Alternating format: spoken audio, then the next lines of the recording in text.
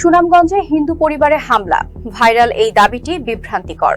যাচাই করে দেখা গেছে ঘটনাটি কোনো সাম্প্রদায়িক হামলা নয়, এটি সুনামগঞ্জের ছাদকে চুরির অভিযোগকে কেন্দ্র করে সংঘটিত ভাঙচুরের ঘটনা।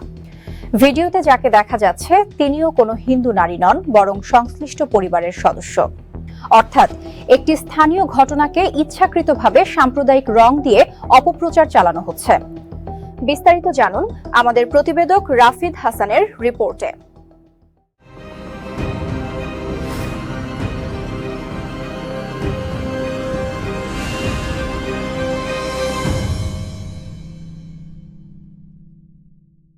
সম্প্রতি সুনামগঞ্জে হিন্দু পরিবারের ওপর জিহাদিদের হামলা, মুসলিম হতে রাজি না হওয়ায় বাড়িঘর ভাঙচুর, এমন সাম্প্রদায়িক শিরোনামে সোশ্যাল মিডিয়ায় এক্স, ইনস্টাগ্রাম ও ফেসবুকে একটি ভিডিও ছড়িয়ে সাম্প্রদায়িক উত্তেজনা তৈরির চেষ্টা করা হচ্ছে।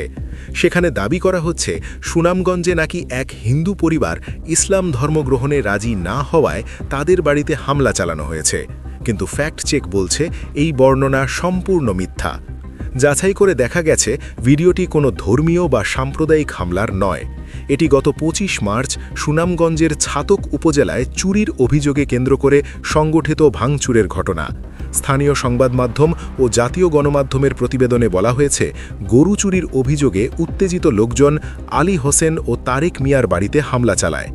আরও গুরুত্বপূর্ণ বিষয় হল, ভিডিওতে যাকে ঘর রক্ষা করতে দেখা যাচ্ছে তিনি কোনো হিন্দু নারী নন, তিনি তারেক মিয়ার স্ত্রী অর্থাৎ মুসলিম পরিবারের সদস্য। ফলে ধর্মান্তর, জিহাদি হামলা বা হিন্দু পরিবারের ওপর আক্রমণের যে গল্প ছড়ানো হচ্ছে তার সঙ্গে বাস্তব ঘটনার কোনো মিল নেই। অর্থাৎ ঘটনাটি ছিল সম্পূর্ণ চুরি এবং গ্রামবাসীর ক্ষোভ কেন্দ্রিক। এখানে কোনো ধর্মান্বিত করার চাপ বা হিন্দু মুসলিম ইস্যু ছিলই না। একটি সাধারণ অপরাধের ভিডিওকে ভিনদেশী বা স্বার্থান্বেষী অ্যাকাউন্ট থেকে সাম্প্রদায়িক হামলা বলে চালিয়ে দেওয়া হচ্ছে। উদ্দেশ্য একটাই, বাংলাদেশের ভাবমূর্তি ক্ষুণ্ণ করা এবং দেশের ভেতরে সাম্প্রদায়িক দাঙ্গা বাঁধানো। অর্থাৎ একটি সামান্য চুরির ঘটনাকে ইচ্ছাকৃতভাবে সাম্প্রদায়িক রং দিয়ে ছড়ানো হচ্ছে, যাতে মানুষ বিভ্রান্ত হয় এবং অযথা উত্তেজনা তৈরি হয়।